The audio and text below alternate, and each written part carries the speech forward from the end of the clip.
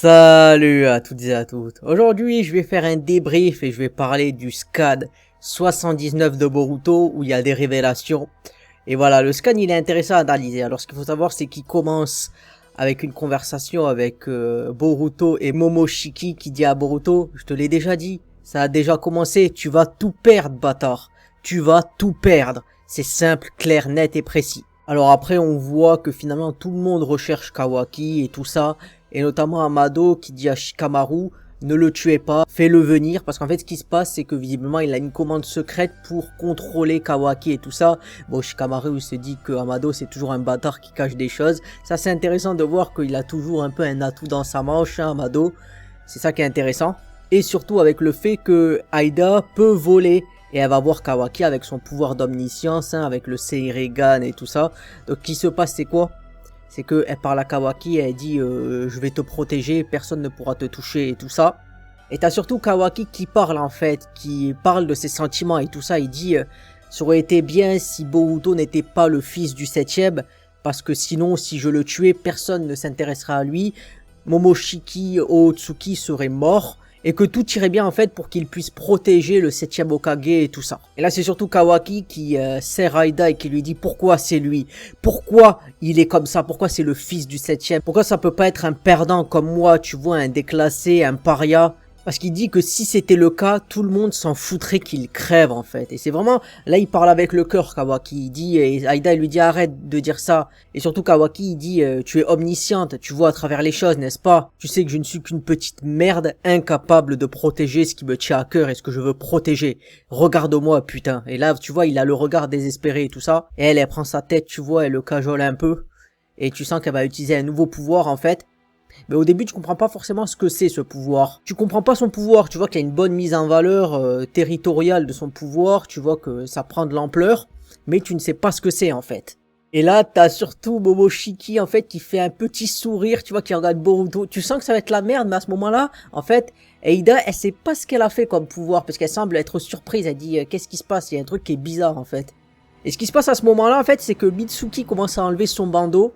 Il dit en fait ne sois pas trop proche à Sarada parce que ce qui se passe c'est que il va attaquer Boruto en fait. Parce que Mitsuki il dit en fait à Boruto tu me casses les couilles là. Mais là t'arrives pas à comprendre ce qui se passe. Et Sarada elle se dit c'est bizarre, Boruto il se dit que c'est bizarre aussi tu vois. Et là t'as surtout Mitsuki qui dit à Boruto qu'est-ce que t'as fait du 7ème? Bon Boruto il lui dit calme-toi Mitsuki mais qu'est-ce qui se passe? Il comprend pas ce qui se passe en fait parce qu'il va se faire attaquer et tout ça. Et tu sens qu'il y a un problème à ce moment-là mais t'arrives pas en fait. Moi disons que à ce moment-là je me disais j'arrivais un peu à comprendre ce qu'il y avait. Mais ça, je vais en parler plus tard. Et là, t'as surtout Momoshiki qui fait un petit laïus. En fait, il dit... en fait, là, Mitsuki va venir te tuer. Et en fait, tout le monde veut ta mort, là, ce qui va se passer. Et il dit, si t'aimes pas, tu te barres. Et Boruto, il comprend pas ce qui se passe. Et en fait, Momoshiki, il explique, en fait, il dit oui. Voilà la vraie nature du pouvoir d'attraction de Aida. Il dit que c'est un pouvoir divin qu'elle ne peut même pas contrôler, en fait. Que c'est le résultat d'une technique divine d'omnipotence. Et là, il parle de l'omnipotence, il dit qu'en fait, c'est un pouvoir ultime qu'uniquement les omniscients et les omnipotents puissent et peuvent contrôler. Il dit que c'est une technique divine parmi les techniques divines, en fait.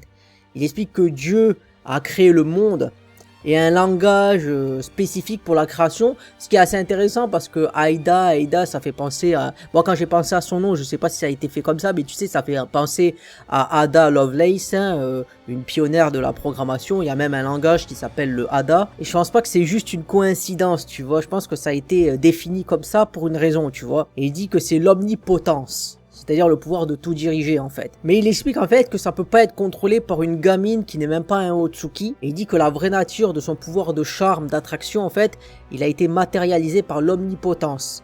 Et que c'est un désir de ce que voulait Aida. Il explique aussi Momoshiki que Amado il pouvait pas savoir ce pouvoir là, il pouvait pas savoir ce que c'était. Il faut se rappeler qu'à un moment donné, quand il parlait du fait que c'était bizarre, parce qu'il disait certes qu'il y avait un Otsuki qui avait le pouvoir en fait certes de voir les événements, mais il explique que le pouvoir d'attraction c'était pas son pouvoir originel, donc il y avait une magouille quelque part, tu vois, qu'il y avait un problème. Et il dit juste avec ça, c'est compréhensible en fait que personne ne pouvait savoir que c'était une technique divine. En fait, Kawaki, ça a été le déclencheur en fait, il a pu déclencher ce côté-là et activer son pouvoir avec ce qu'il voulait au fond du cœur. Et surtout qu'il explique à la fin, pour dire les choses clairement, qu'en fait qu'il a activé le pouvoir d'omnipotence à travers Aida. Et en clair, que la position de Boruto et celle de Kawaki, c'est inversé tout simplement. Et là, t'as Kawaki qui dit le 7e Hokage est mort. Et il demande à Aida de le dire à tout le monde, hein, ce qui se passe, puisque comme la position est inversée, ben, Kawaki, c'est visiblement maintenant lui le héros, et Boruto, c'est l'outsider. Et c'est là que Kawaki dit oui, le 7e Hokage est mort par les mains de Boruto. Et à la fin, en fait, il explique Momoshiki, hein, avec les dernières phrases, que les mémoires des personnes ont été changées et que leur perception de Boruto et de Kawaki ont été altérées, en fait. Il explique que la conscience des personnes, elle est connectée à travers le chakra, et pour un dieu, ce n'est pas impossible d'altérer tout ça, tu vois. Et il lui dit, tu vas même pas penser à ça? Combien de fois les mémoires de ton humanité, de ta race, en fait, ont été altérées? Ça a été altéré par les mains des Ootsuki qui sont devenus des dieux. Et tout ça, d'ailleurs, quand tu penses que, voilà, t'as le Sharingan et tout ça, faut se rappeler des techniques, hein, que ce soit Koto Amatsukami, que ça soit, de toute manière, l'Izanagi, l'Izanami. Donc tu peux très bien altérer la vision d'une personne. Donc ça paraît assez logique que ça puisse se passer, surtout à un niveau des Ootsuki qui sont vraiment des machines, des puissances, tu vois. Donc c'est assez crédible, tu vois, sur ça. Mais là, il explique aussi que l'omnipotence n'affecte pas Kawaki et Boruto, qui sont déjà des Ootsuki. Aida, ok. Mais en fait, ce qui se passe, c'est que... Ce qu'il dit, c'est que pour une certaine raison, la gamine Uchiwa semble aussi ne pas être affectée. Somehow didn't seem to be affected. Mais on te parle pas du fait que Sasuke, lui il a l'air... enfin, on n'a pas vraiment une réponse là, mais il semblerait que Sasuke, il croit aux choses, quoi. Pour lui, Boruto et Kawaki, leur position, elles ont vraiment inversé à ses yeux, quoi. Et il explique qu'en fait, c'est uniquement ces personnes-là qui sont protégées ou qui ne se sont pas fait altérer leurs souvenirs. Et là, en gros, il explique pour Boruto, qui est un peu lent, il lui dit en fait, c'est simple. Kawaki, maintenant, c'est le fils de l'Hokage qui est né et qui a été élevé dans ce village, hein. Uzumaki Kawaki, hein. Et toi, qui a été un sale petit ingrat, parce que t'as été recueilli par l'Hokage, un perdant tout seul, qui est devenu la cible de Konoha, juste Boruto. Est-ce que maintenant tu comprends, espèce de pauvre petit con, ce qui se passe? Là, il lui dit, bon, pas comme ça, mais il lui fait bien comprendre que il a intérêt à comprendre que c'est maintenant la situation dans laquelle il est.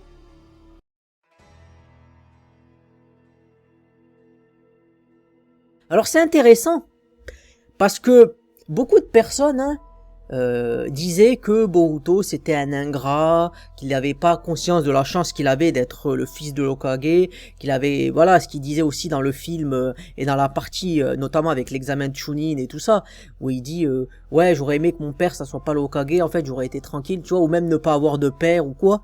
Et Hinata qui lui dit, toi, contrairement à Naruto, t'as pu grandir dans une famille, quand même, ton père, il a envie.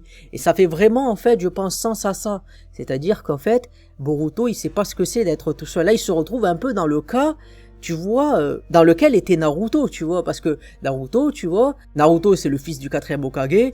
Il a scellé Kyuubi en lui pour sauver le village. Et c'est vrai que ça m'a toujours un peu interpellé de dire, attends, le gars, il a sacrifié son fils pour le village, plutôt que les gens prennent soin de lui, parce que tu sais que quand les gens ils ont la haine, ça peut mal finir, surtout quand ils ont un pouvoir latent qui peut détruire tout ce qui est autour de soi.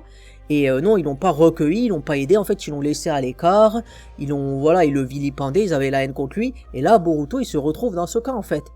Lui qui critiquait un peu son père, qui critiquait un peu la vie qu'il avait, une vie facile, même si, voilà, son père, il le calculait pas forcément, mais il faisait ses devoirs d'Hokage, ben là, il se retrouve dans le cas de Naruto tout seul, avec des gens contre lui, qui veulent le tuer, ou alors qui le vilipendent, qui ont la haine contre lui. Et ça, c'est quelque chose qu'il a jamais connu encore. Donc ça va peut-être permettre une évolution du personnage sur des points, mais en tout cas, je trouve que c'est quand même intéressant, parce que peut-être qu'il va y avoir une rétrospective, où il va se dire, est-ce que c'est ça qu'a vécu mon père, quoi, quand il était jeune? Et c'est pas forcément facile, tu vois, parce que se mettre à dos toutes les personnes, c'est pas un sentiment que beaucoup de personnes auxquelles elles peuvent tenir, quoi.